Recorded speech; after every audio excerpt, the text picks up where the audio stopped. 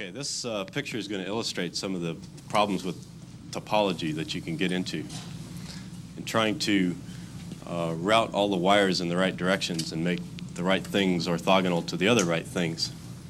And let me just mention, as Ted asked while we were changing tape, that the cell is essentially this block of 2 bits.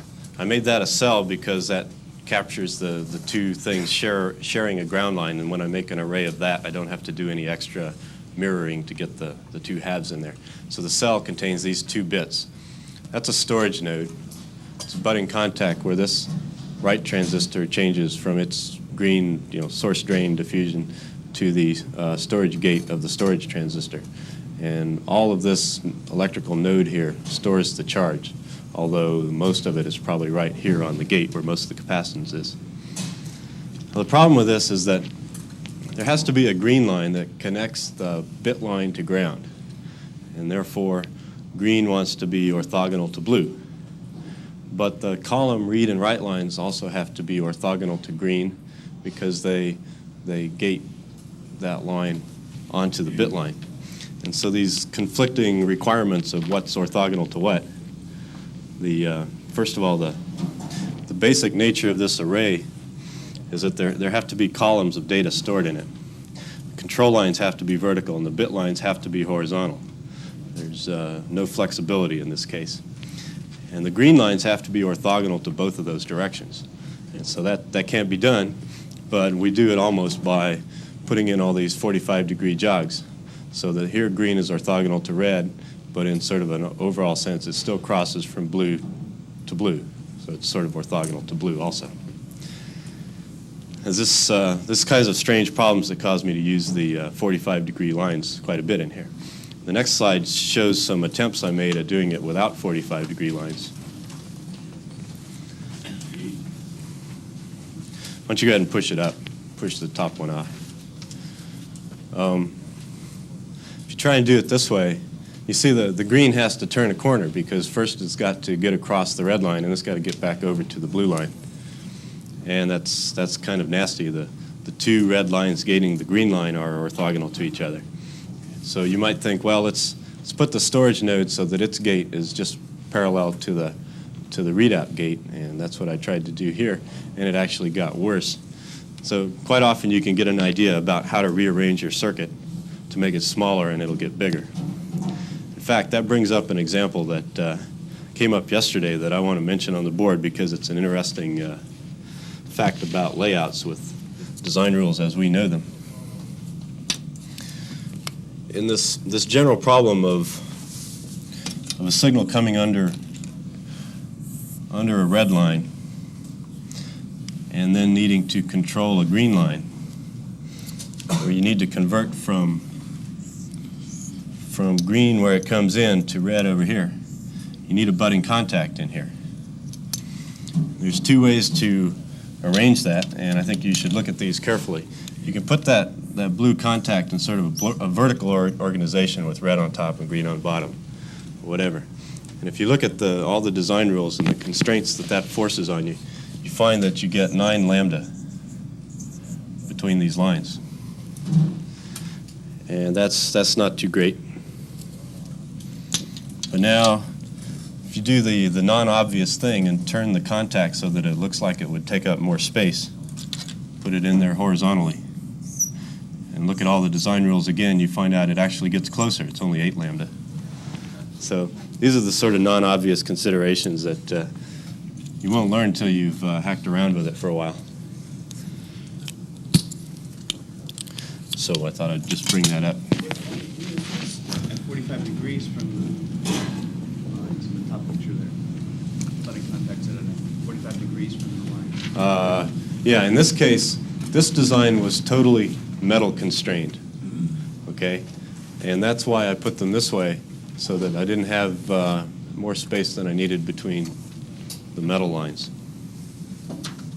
I also tried converting that design using a buried contact in the middle there on the storage node. And you would think that since this thing is metal constrained, that would help. But in fact, the rules for clearance between a buried contact And the nearby transistors are so stringent that it didn't help. It made it worse. Okay, so when you think about optimizing a layout, there's a lot of things you can try that just don't work. And it's really hard to arrive at an optimum. Let's just look at the next one. This shows you just an example of, given that you've made this array of RAM cells, you have to do something to make the cells that go around the edges of it. And this is just an example for the input side. In block diagram form, this consists of for each 2-bit row of the RAM, I need a 2-bit serial to parallel converter and 2 bits running into the bit lines.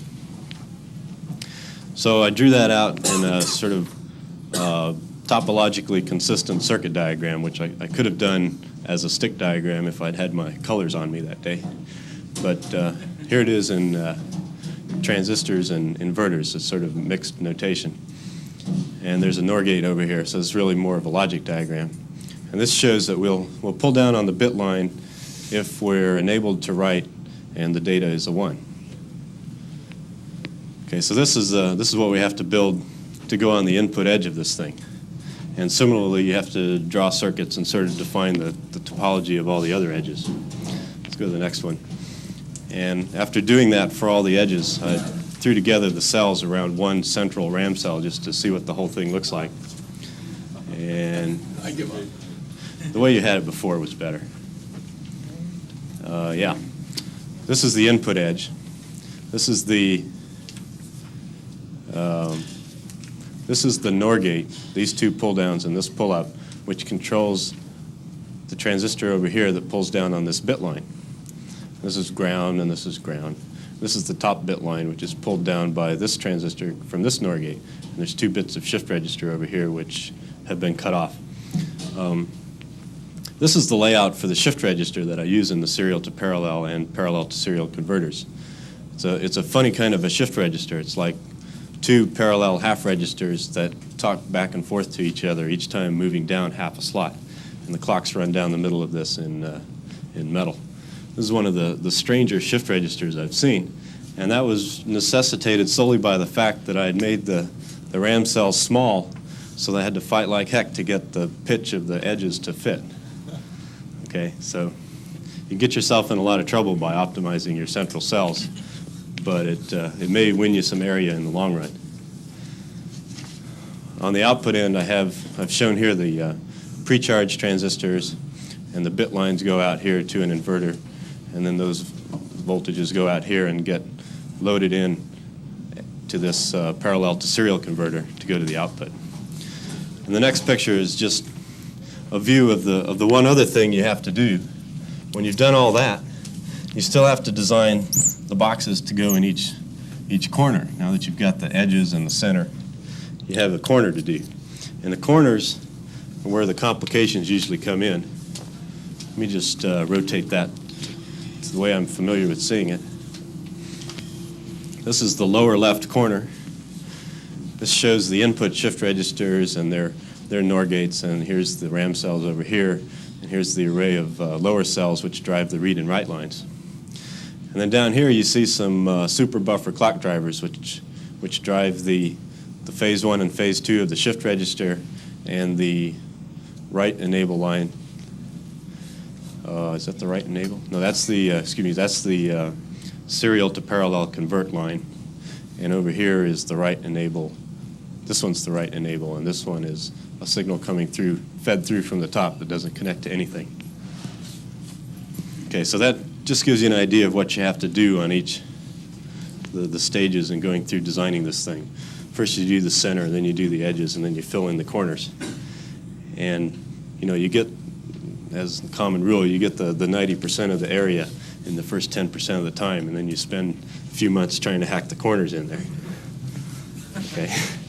You can see it gets messy here with the various big power and ground lines that have to supply power in different directions to the different edges and to the clock drivers. And here's a ground crossover in green because there was no way topologically to get the ground where I needed it in metal.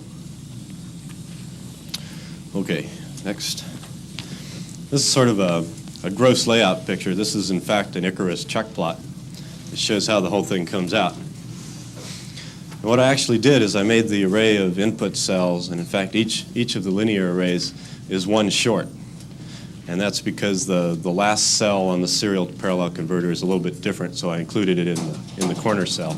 And similarly, the first one over here is a little bit different, so I included it in that corner. And all the way around, the linear arrays are one shorter than the corresponding edge of the rectangular array. And then I put pads along the top and bottom edges and put some notations on there about what signal name belongs to who. The next picture shows what that actually looks like on a project chip and mounted in a package. And the thing that this illustrates is really the size of it relative to what you can put in a package. And it should be obvious from this picture that I can indeed get 4 of those on a chip, which is what I need, and that if I do that, there won't be room for a lot of other stuff. Okay? But now this is with a 3-micron technology. We've now got the 2-micron technology available, and therefore you can get more than twice as much on a chip. So that means if I put 4 of these on a chip, the chip's not half full yet. So in that sense, I've accomplished the objective of small area.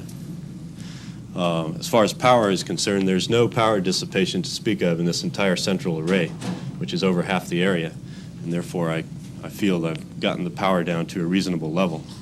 And all the read and write line drivers, which can be fairly slow, have fairly puny pull-ups on them, again, to save power. Okay, it's 20 till 12. I'm going to quit here. Are there any questions? The chip is made, and I'm working on building a tester for it. It has the unfortunate aspect that it's got with a 1/10 of a millisecond delay time. If I don't test it within an order of magnitude of its design speed, it's going to forget between the time I get something in and the time I get it out. So I have to test it reasonably fast. And to do that, I want to build a special tester. I can't just stimulate it with outputs from a programmed alto. Okay? What's your refresh time? No refresh is needed on this because every row and every column gets rewritten every 1/10 of a millisecond. So there's no explicit refresh logic. Anything else? Okay. As far as homework, there's, again, a reading assignment, the handouts today, and the reading assignment on the original outline, and just otherwise continue on and experiment with